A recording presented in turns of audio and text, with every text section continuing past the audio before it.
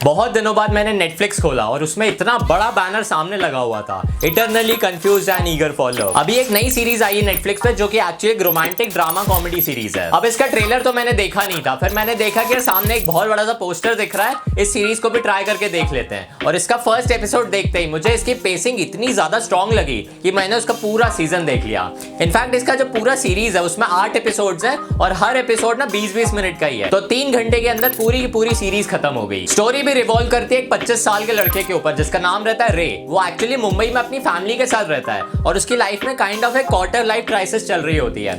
उसको अपनी लाइफ में एक बहुत स्टेबल से रिलेशनशिप चाहिए होती है। On the other hand he becomes desperate to get led. बहुत ही ज्यादा इंट्रोवर्टेड नेचर का कैरेक्टर है ये, और उसके दिमाग में भी एक कैरेक्टर है जिससे वो हमेशा बात करता रहता है जिसका नाम रहता है विज, और विज की आवाज ना जिम साध ने दी है और वो इस सीरीज का सबसे स्ट्रॉन्गेस्ट लिंक था। मतलब एक ऐसा कैरेक्टर जो तुम्हें विजुअली स्क्रीन पे कभी नहीं दिखेगा क्योंकि वो एक्चुअली लाइव कैरेक्टर है ही नहीं, फिर भी उसकी आवाज सुन के तुम उससे बहुत ज्यादा कनेक्ट कर पाओगे। टोटल 8 एपिसोड के इस छोटी सी सीरीज में तुम्हें रे के कितनी ज्यादा ऐसे डेस्परेट डेट अटेम्प्ट्स देखने को मिलेंगी और बहुत सारी ऐसे हाउस पार्टीज जो होती है, क्लब्स में जो पार्टीज होती हैं, ये मैक्सिमम सारी सीरीज इसी पे बेस्ड है। और कैसे ये सीरीज अपना जो रे का कैरेक्टरिस्टिक और जो पर्सपेक्टिव है लाइफ के थ्रू वो कैसे चेंज करती है और डेवलप करती है, ये सब इस सीरीज में दिखाया गया है। देखो रे का कैरेक्टर एक्चुअली डेटिंग पर्सपेक्टिव में देखा जाए तो बहुत ही बड़ा फूल है और वो एक्चुअली सेक्सुअली भी बहुत ज्यादा इनएक्सपीरियंस्ड है। इस वजह से उसकी कॉमेडी टाइमिंग्स ना बहुत ज्यादा बेटर दिखती है इस सीरीज में। वो भी इसी रीजन है क्योंकि उसके जो ओरिजिनल एक्टर है उन्होंने इसका कैरेक्टरिस्टिक और जो कैरेक्टर डेवलपमेंट है वो बहुत अच्छे से एक्ट आउट किया है। अपार्ट फ्रॉम रे, जो रे के पेरेंट्स रहते हैं जो कि राहुल बोस का कैरेक्टर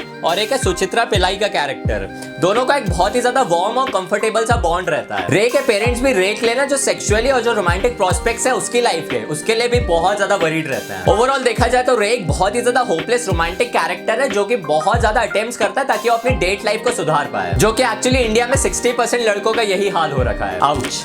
अब अगर टेक्निकल एस्पेक्ट की सीरीज में बात करूं तो सीरीज के पास इतना ज्यादा पोटेंशियल था कि वो उसके छोटे से प्लॉट को उठा के एक बहुत बड़ी सीरीज में क्रिएट कर सकता था, क्योंकि उनके पास एलिमेंट्स भी बहुत सारे थे, क्रिएटिविटी तो वैसे ही बहुत सारी है, पर उन्होंने एक छोटे से प्लॉट में रह के अपने आप का दम घोट दिया। क्योंकि जितने भी अमेरिकन हाई स्कूल ड्रामास होते हैं वो उस पर्सपेक्टिव में सीरीज को आराम से ले जा सकता था, पर उन्होंने उसको इतना ज्यादा एग्जैजरेट नहीं किया और उस चक्कर में खुद ही फेल हो गया। जितने भी अमेरिकन टीन ड्रामास होते हैं और जो कि एडल्ट लाइफस्टाइल हमें दिखाई जाती है मूवीज के थ्रू, जिसमें तुम्हें रोमांटिसिज्म, सेक्स और ऐसी जो बड़ी लाइफस्टाइल्स होती है वो सब देखने को मिलता है, वो भी सीरीज में आराम से वो लोग शो कर सकते थे, जो कि एक्चुअली बहुत ज्यादा मीनिंगफुल तो लगता ही और ऑन स्क्रीन भी बहुत ज्यादा टेरिफिक लगता। मोस्टली इसमें cafeterias, pubs, clubs, house parties, इन्हीं सारी चीजों को शो कर करके ऑडियंस को थोड़ा सा बोर कर दिया, क्योंकि बहुत ज्यादा रिपीटेटिव वो होता ही जा रहा था, क्योंकि 8 एपिसोड में सेम चीजें दिखाई गई हैं। इनफैक्ट मैं रे के जो पेरेंट्स थे दोनों, उनसे भी बहुत ज्यादा एक ना डेप्थ एक्सपेक्ट कर रहा था उनके कैरेक्टर को लेके, जो कि एक्चुअली डेवलप होती ही नहीं है पूरे सीरीज में। मतलब सीजन 1 में जितनी भी चीजें दिखाई गई हैं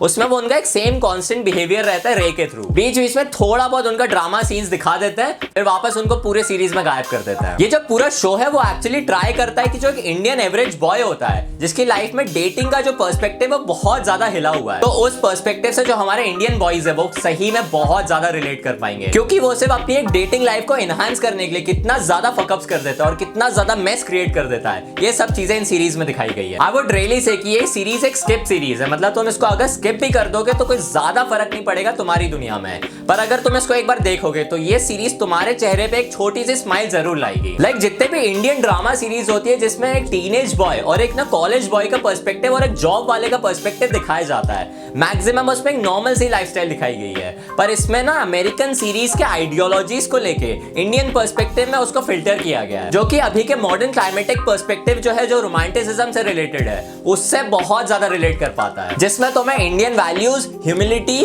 और जो एक वार्मथ होती है उसके साथ में सारी चीजें देखने को मिलेंगी। ऑल्दो इस सीरीज में बहुत सारा रोमांटिसिज्म है, पर उसके साथ साथ ना बहुत ज्यादा गालियां भी है, जो कि एक्चुअली एक रियलिज्म को शो करता है इस सीरीज में। तो यार देखो, बहुत पर्सपेक्टिव्स हो सकते हैं, मतलब हो सकता है ये सीरीज तुम्हें बहुत ज्यादा डम फक लगे, और ये भी हो सकता है कि ये सीरीज तुम्हें बहुत ही ज्यादा पसंद है और तुम इसको बहुत ज्यादा एंजॉय करो।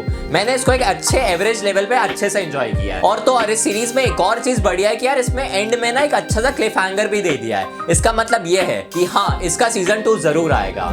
So guys, this was my review for this series, और मैं सीरीज को मतलब इसके सीजन 1 को रेट कर रहा हूँ 6.9 स्टार्स आउट ऑफ 10। सो यार अगर तुम्हें वीडियो पसंद आता है तो तुम जल्दी से इस वीडियो को लाइक कर दो, और अगर तुम्हें चैनल पे नए हो तो यार क्या कर रहे हो यार, मतलब अभी तक सब्सक्राइब क्यों नहीं किया, जल्दी से सब्सक्राइब कर दो।